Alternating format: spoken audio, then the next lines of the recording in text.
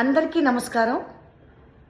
అంతర్జ్ఞాన చక్షు మీ లక్ష్మీనారాయణమ్మ. మరి ఈవేళ విషయం ఏంటంటే, నిన్న భోగి గురించి చెప్పుకున్నాం కదా, ఇవాళ సంక్రాంతి గురించి చెప్పుకుందాం. సంక్రాంతి, క్రాంతి అంటే వెలుగు. ఇంకొకటి ఏంటంటే, సూర్యుడు ధనుర్రాశి నుండి మకర రాశిలోకి ప్రవేశించే సంక్రమణం. మామూలుగా మనమైతే సూర్య సంక్రమణం అంటాం. సంక్రమణం అంటే కొంతమంది ఏంటంటారంటే సంక్రమాణం అంటారు చాలామంది. పాతగా ఉన్నవాళ్ళు వాళ్ళు సంక్రమాణం కాదు, సంక్రమణం అంటే సూర్యుడు ధనురాశి నుంచి మకర రాశిలోకి సంక్రమించేటప్పుడు వచ్చేదే ఆ రోజు. ఏ రోజైతే సంక్రమిస్తాడో అది సంక్రాంతి. ఆ రోజు నుంచి కూడా ఉత్తరాయణం వస్తుందని ప్రతీతి. ఆ రోజు సంక్రాంతి రోజు వైకుంఠంలో 12 ద్వారాలు అంటే స్వర్గంలో 12 ద్వారాలు కూడా తెరిచే ఉంటాయి. ఎవరైనా ఆ రోజు కాలం చేస్తే ఖచ్చితంగా ఆ రోజు స్వర్గానికే వెళ్తారనమాట. 12 ద్వారాలు కూడా తెరిచుంటాయి వాళ్ళు పుణ్యంగా చేసుంటే. అది సంక్రాంతి యొక్క విశిష్టత. ఇంకోటి ఏంటంటే, సంక్రాంతి రోజున పెద్దలందరూ అంటే మనకి ఎప్పుడో చనిపోయిన పెద్దలు, కాలం చేసిన పెద్దలు ఉంటారు కదా, వాళ్ళందరూ కూడా మనం ఏదైనా పెడతామని చెప్పి వాళ్ళు ఆశిస్తారని, వాళ్ళ ఆత్మ అప్పుడు అలా దండం పెట్టుకుంటే వాళ్ళు వచ్చి మనని ఆశీర్వదిస్తారని వాళ్ళకి బట్టలవి చూపించి మనం పెట్టుకోవడం కొంతమందికి ఆనవాయితీ ఉంది. ఇంకొంతమందికి అయితే మామూలుగా బ్రాహ్మణ జాతి కోమట్లు అంటే బ్రాహ్మణ వైశ్యులకి వాళ్ళకైతే సంక్రాంతి రోజున సూర్యుడు మకర రాశిలోకి సంక్రమించే వేళ అప్పుడు ఉత్తరాయణ పుణ్యకాలం వస్తుంది. ఆ పుణ్యకాలం ఇంత సమయం నుంచి ఇంత సమయం వరకు అని ఉంటుందన్నమాట. ఇంత సమయానికి వస్తుందని ఉంటుంది. ఆ పుణ్యకాలంలో చాలామంది ఏం చేస్తారంటే అమ్మవారికి పసుపు, కుంకుమ, చీర, జాకెట్టు, ఇంకేమైనా బట్టలు, కొత్త బట్టలు ఉంటే, తర్వాత తాంబూలం, ఆకు చెక్క అవి ఉంటాయి కదా, అవన్నీ ఏవైతే అన్నీ ఉంటాయో పళ్ళు అన్నీ కూడా ధార పోసి అందరికీ పంచుతారు.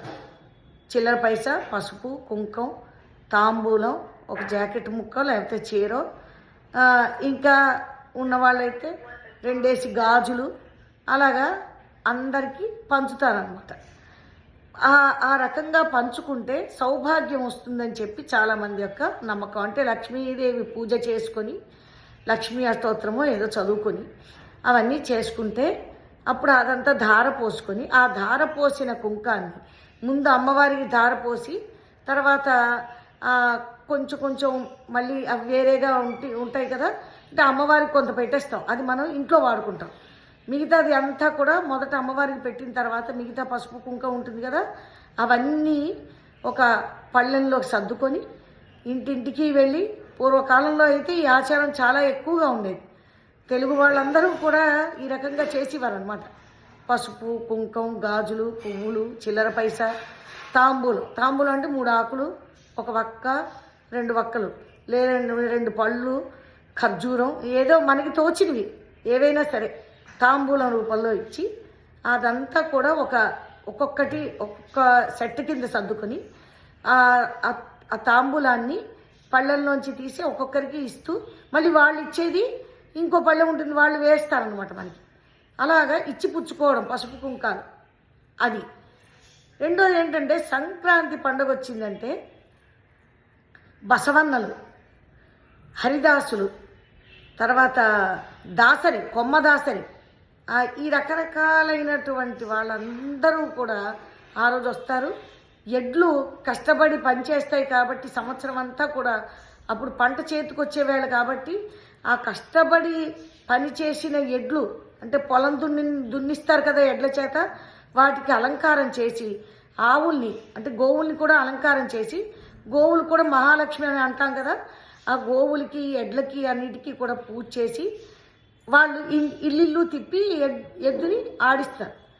ఎద్దును ఆడిస్తే ఎద్దు ఆడడం చూసి అందరూ చీర జాకెట్టో లేకపోతే వాళ్ళు బతకగలిగింది. ఇప్పుడైతే డబ్బులే అడుగుతున్నారు అనుకోండి, డూడు బసవన్నలు అంటాం.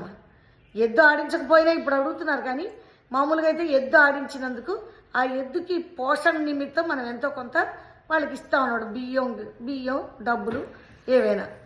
ఈ రకంగా సంక్రాంతి మరి బంతి చామంతి ఈ కాలంలో ఎక్కువ పూసే పువ్వులు కాబట్టి ఆ బంతి చామంతులతో తోరణాలు కడతారు.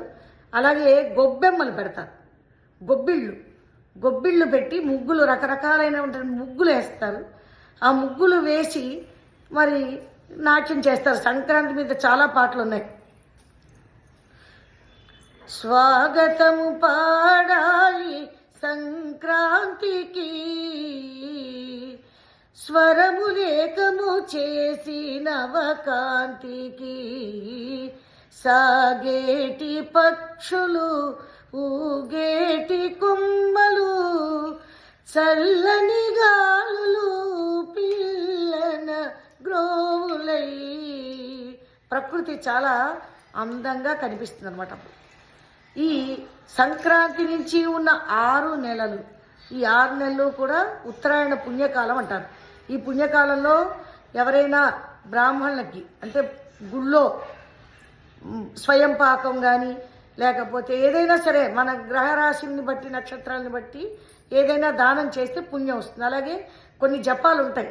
పుణ్యకాలంలో చాలామంది ఏం చేస్తారంటే ఉత్తరాయణ పుణ్యకాలం ప్రవేశించినప్పటి నుంచి కూడా జపాలు చేసుకుంటారు. జపం ఏవైనా ఒక గురువుపదేశం పొందిన జపాలు ఏవైనా ఉంటే అవన్నీ చేసుకుంటారు. ఏదైనా సరే ఉత్తరాయణ పుణ్యకాలాన్ని దైవ స్తోత్రంతో అంటే దైవాన్ని స్తుతించడంతో దైవ కార్యాలతో గడుపుతారు, పితృకార్యాలతో కూడా గడుపుతారు. ఇంకా ఈ విషయంగా మనకి చల్లన్ని రోజుల్లో సంక్రాంతి వచ్చింది, సంబరము చేయాలి రండమ్మీ, మంచు పల్లకి ఎక్కి మంచి పండగ వచ్చే, సరదాలు పంచంగ పదరన్నా,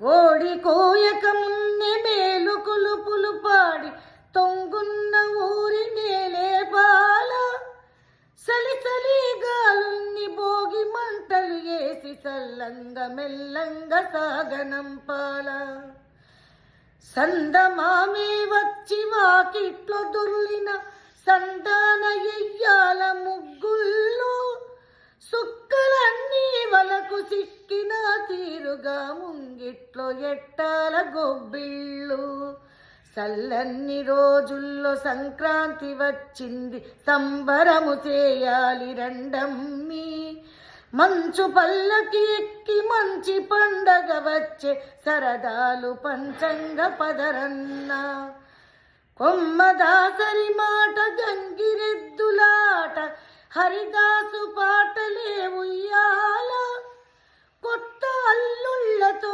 మరదళ్ళ సరదాలు అరిసెలు సరసాలు అరగాల, చల్లన్ని రోజుల్లో సంక్రాంతి వచ్చింది, సంబరము చేయాలి రండమ్మీ, మంచు పల్లకి ఎక్కి మంచి పండగ వచ్చే, సరదాలు పంచంగ పదరన్నా, సరదాలు పంచంగ పదరన్నా.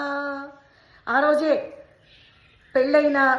కొత్తగా పెళ్ళైన ఆడపిల్లలైనా సరే ఎవరైనా సరే అల్లుళ్ళని సంక్రాంతి పండగకి పిల్లలతో పాటు పిలిచి, కూతురికి పిల్లలుంటే ఆ పిల్లలతో పాటు పిలిచి పండగ చేసుకోవడం.